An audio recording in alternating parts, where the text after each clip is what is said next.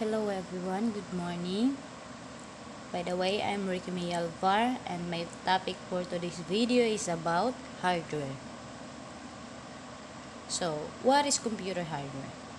Computer hardware includes the physical parts of the computer such as the case, central processing unit, a random access memory, monitor, mouse, keyboard, computer data storage, graphic card, sound card, speaker, and motherboard. By contrast, software is the set of instructions that can be stored and run by hardware.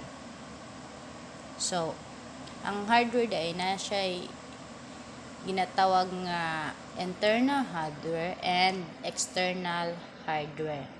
So, ang example na to sa internal hardware is si motherboard, CPU, fan, hard drive, DVD drive, then sa sa external, kana si mouse, keyboard, camera, mic, and etc. Next, this is the topic we're going to discuss. Calling or heatsink, expansion card, buses, ports and connectors, CPU, the system clock, and the machine cycle, making computer faster, better now in the future. And future trend. What is cooling? Cooling may be designed to reduce an ambient temperature within the case of computer, such as by exhausting hot air or to cool a single component or small area. Spot cooling. Components commonly individually cooled include the CPU or graphic processing unit and the North Bridge. So, o din nato ang example sa calling. Mo ni si fan. Aning nasa picture na nakita nyo karon guys. Ang gamit ana ni fan is siya nagasuyop bitinit sa CPU para dili mag-damage ang atong computer o paspas siya og signal. So, di bali ginatanggal niyang kainit sa CPU para dili mag-damage ang ato ang unit. So, next slide. Expansion card. With hardware, an expansion is a term that describes adding additional hardware to your computer. For example, an expansion may be adding a video card with more capabilities, a DVD drive, new hard drive, for additional disk space, or a sound card. So, kanina si expansion card guys is naka-connect siya sa peripheral device ug nag-add po siya og new capabilities sa tuang computer.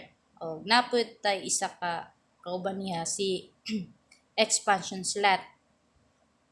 Si expansion slot guys is nakakonekta siya sa expansion card to the motherboard ug nag-add po siya og additional nga capabilities sa tuang computer. So next slide. Bus or buses. In a computer, a bus is the data path on the computer's motherboard that interconnects the microprocessor with attachment to the motherboard and expansion slot, such as hard disk drive, CD-ROM drive, and graphic adapters. So, si bus day guys is siya naga-control, naga-address, o naga-data sa tuang computer or sa system bus. Next slide. Ports and connectors. Ports. A computer port is a connection point of interface between a computer and an external or internal device. Internal ports may connect such device as hard drive and CD-ROM or DVD drive. External ports may connect modern printer, mice, and other devices. So, kanidi si ports guys is kumbaga saksakanan bitaw or sa Tagalog pa daungan. Kumbaga siya atong ginasaksakan sa like sa mouse, sa keyboard, sa tuang flash drive. So mo na tong mga example sa mga ports kani. Nakita niyo sa picture guys. Then sa connector naman is morning sa baba. Familiar na mo sa connector kay makita man ninyo ni. Even ginagamit pud nato ni or kinsa man tong na laptop or bisan sa cellphone, napuntay sa headset. And next slide. How CPU works. A CPU executes an instruction by fetching it from memory using its ALU to perform an operation and then storing the result to memory.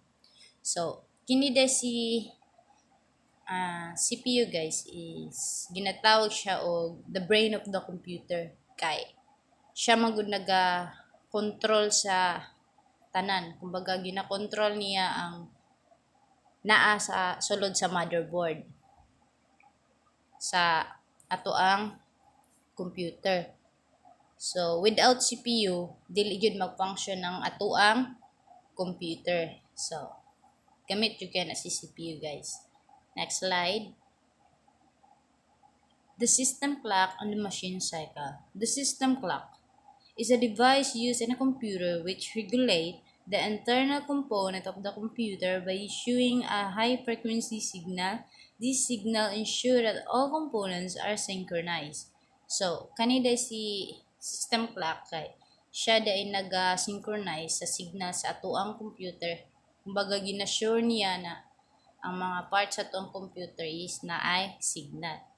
So, next, machine cycle. A machine cycle consists of a step that a computer processor executes whenever it receives machine language instructions.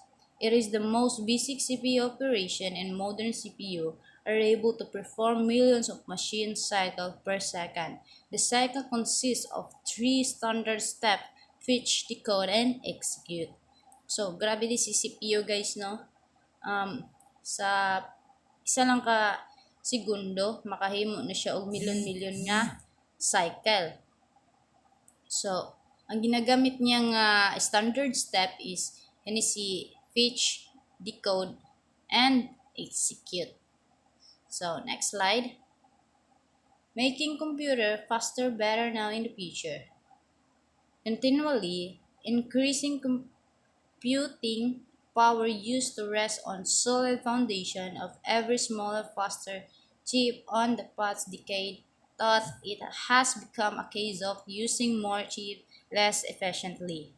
So, unsaon na to atong computer para paspas og signal o mas mas upgraded siya. So, first is improve your architecture, and second is improve materials. So, kung gusto jud kag kanang kuan guys, kanang updated jud imuhang technology is dito jud ka sa mga bagong ginapalabas like iPhone, mga branded na ba. Mga paspas yun na sila og signal. Og napuntay 7 ways para ato ang computer is paspas ang signal. So, first is uninstall unnecessary software, limit the program at startup, add more RAM to your PC, check for spyware and viruses, use disk cleanup and defragmentation, consider a startup SSD, take a look at your web browser. So, next slide. Future trends.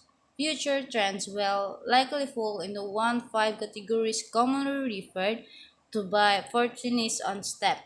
Most trends fall into the broad categories of society, technology, economics, ecology, and politics. So, sa karon guys is daghan jud na bag-o sa atong technology.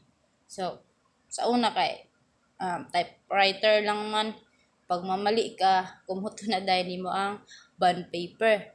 Sa karon is pwede pa nimo siya ma-erase pag mamali ka, pwede pa nimo mausab. Pero pag sa typewriter pareha tong mga computer sa una naka-ink na diretso pag type nimo pag mamali ka di na gyud siya pwede ma-erase. So, grabe jud ang kabag-uhan karon sa computer o sa una. So, karon dagan na kayog nadungag like nanatay smart TV na makonek sa tuwang cellphone. So, wala pa di ba? ang atuang ano pagani pagkuha og signal kay antina. Baga gina liso-liso pa na to antina sa atop sa tumbalay. Like ana. So karon na po'y iPhone, mga laptop, other devices na na ning ano karon, other mga technology. Daghan na yung technology na nabag-o sa world. So that's for today, and thank you for watching and listening to my report. Thank you.